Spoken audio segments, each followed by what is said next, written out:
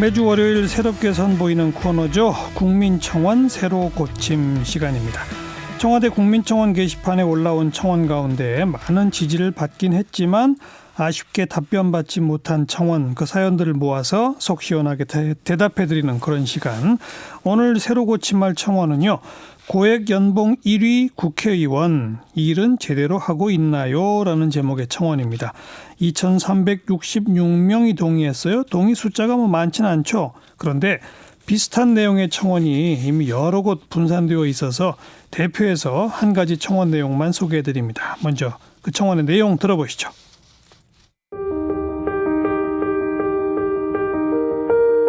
고액 연봉 1위 국회의원님들, 받는 만큼 일하고 있습니까? 선거철에는 표 받으려고 국민들 소리에 귀 기울여 주는 척하고 당선되고 나면 모른 체 하는 게 한두 번인가요? 만 건이 훌쩍 넘는 법안들이 상정조차 되지 못하고 폐기되고 있습니다. 많은 월급 받으면서 국민을 위해 어떤 일을 하시는 건가요? 이대로 간다면 국민들은 가만히 있지 않을 겁니다.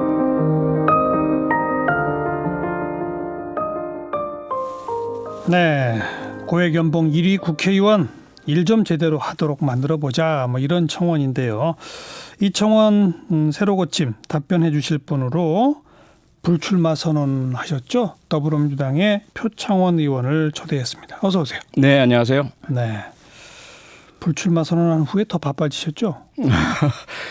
더 바빠졌는지는 모르겠고요. 나름대로 다른 종류의 일들이 또 계속 많이 생기는 것 같습니다.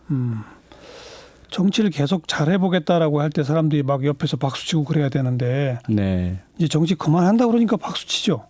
이제 저희 특히 동네 주민분들이 만날 때마다 잘했다고 하시는 바람에 조금 마음이 복잡합니다. 그러니까요. 네. 그 동네 주민들은 어떡하자는 거예요?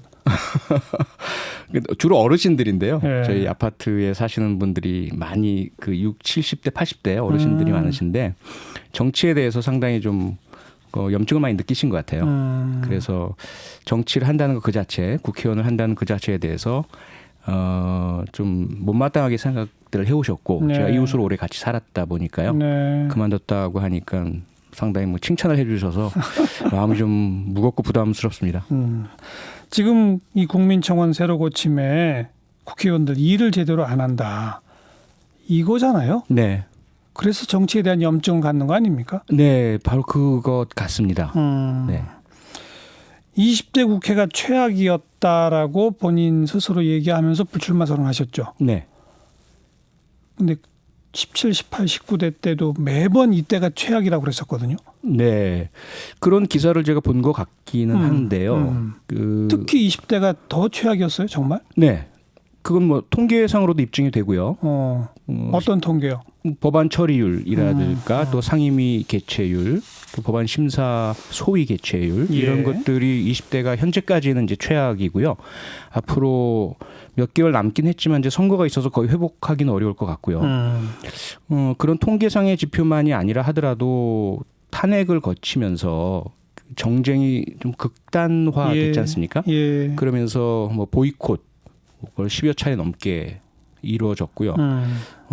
물리적으로 심정적으로 느끼는 것만 해도 국회 상임위에 앉아 있을 때 정상적인 국회의원의 업무를 한다는 느낌이 든 적이 별로 없었어요. 이건 그냥 싸움판이구나. 서로 입장 다른 편들끼리 와서 상대방 공격하고 막말도 하고 몸싸움 직전까지 가고 이런 것들이 과연 국회의원의 일이고 국민을 위한 일이고 그 세비를 받으면서 하는 일일까? 이런 자괴감이 많이 들었죠.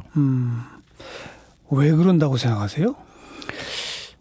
여러 가지 이유가 있겠지만은요. 우선은 역사적 연원도 있고요. 우리 정치가 이러한 양극단의 대결 구도가 된 게 오래됐지 않습니까? 누구 탓이다라고 말하기 이전에 좀 가깝게 보자면 한국 정치의 좀 문화와 관행과 시스템이 좀 잘못되어 있는 것 같습니다. 정당 중심이긴 한데 그 정당이 이념이나 정책이나 정강 철학 등으로 나뉘어 있는 것이 아니라 특정 인물, 인물이나 지역 혹은 이해관계 등으로 모였다 헤어졌다 이합집산하고 이렇다 보니까 국회에서의 그런 그 정강 정책을 가지고 입법 정책으로 경쟁하는 분위기가 안 돼 있는 것 같아요. 그래서 새 대결을 한다든지 몰아붙이고 상대방을 극단적으로 비난을 해서 자기 편을 뭉치게 하고 이 방법밖에는 어떤 정치를 할 수 있는 방법이 없다고 느끼는 이런 분위기가 형성돼 있지 않은가. 이걸 좀 타파해내지 않으면 국회 모습은 계속 국민들로부터 지탄을 받을 수밖에 없겠다라는 생각을 많이 했습니다. 주로 정치 문화의 측면을 이야기하셨는데 좀 제도적으로 일을 안 할 수 없도록 강제할 방안이 없나요? 지금 이 국민청원의 핵심이 그건데. 네, 있습니다. 어떻게 하면 됩니까? 있고 시도도 계속 되어 왔죠. 예. 이번에도 저를 포함해서 여러 의원들이 스스로 자기 반성을 하면서 국회법 개정안을 제출을 했습니다. 일명 일하는 국회법이라고 하죠. 어떤 내용인데요? 가장 첫 번째는 법안 심사 소위 가장 핵심이 그거니까요. 법안을 심사를 해서 빨리 처리를 해야 되잖아요. 그래야 지금 최악의 국회라고 하는 법안 심사율 30%가 안 되거든요. 이걸 높일 수 있을 텐데 예. 이걸 지금 현재 월 2회 이상 하도록 법안을 냈고 통과가 됐습니다. 심지어 본회의에서. 네. 근데 안 지켜지고 있죠.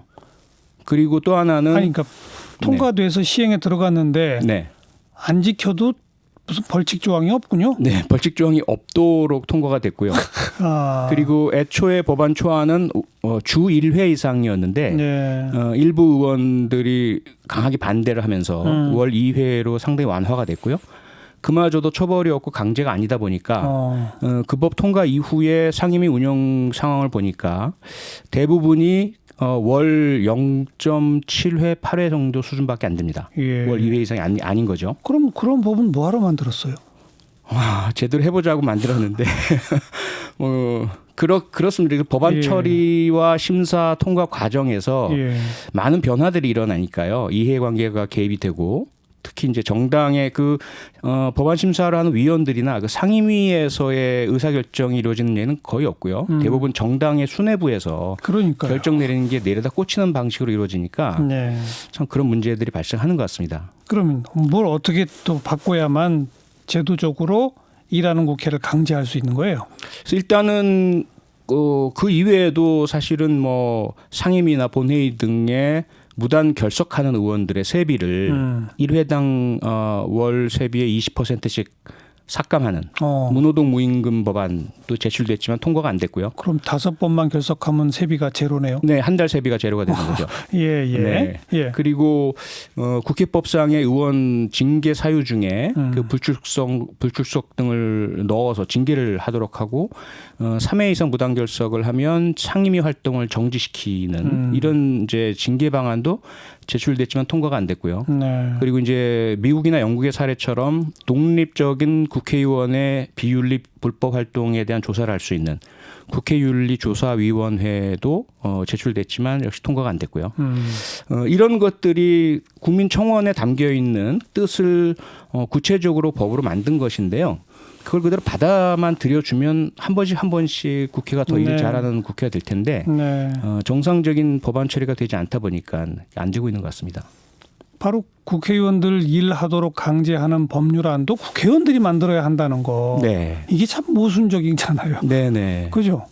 그게 가장 큰 문제 같고요. 이번에 그 국회 패스트트랙 파동을 불러일으켰던 선거법 역시 뭐 게임의 룰, 게임의 규칙이라고 이야기들 하는데 선수들이 자기 게임의 규칙을 만드는 스포츠는 없잖아요. 그런데 지금 국회의원들은 자기들이 출마하고 선거를 치르는 규정을 자기들이 만들고 있거든요. 그러니까요. 네. 그리고 선거구 획정위원회는 이래서 안 되겠다 싶어서 외부 위원들이 하지만 정당 대표들 추천한 분들이 가다 보니까 그분들이 또 정당의 대리인 역할을 해서 늘 싸움판이 되고 있고요. 그래서 이런 국회의원들이 입법부고 입법자다 보니까 법을 만드는데 자기들과 관련된 법까지 자기들이 만드는 이것은 좀 어떻게 해결해야 될까 참 방안이 찾기가 좀 어려운 부분인 것 같습니다. 네. 또 많은 분들이 요구하고 바라는 게 국민 소환제죠. 네, 그렇습니다. 즉 국민들이 요구하면 국회의원직을 박탈할 수 있는. 네. 근데 지금 지방자치단체장 같은 경우는 소환제도가 이미 있잖아요. 있습니다. 그죠? 네. 근데 그 지방자치단체장의 소환제도를 도입한 것도 국회에서 한 거잖아요. 네, 그렇습니다. 그런데 왜 국회의원에 대한 소환제는 안 하고 있는 거죠?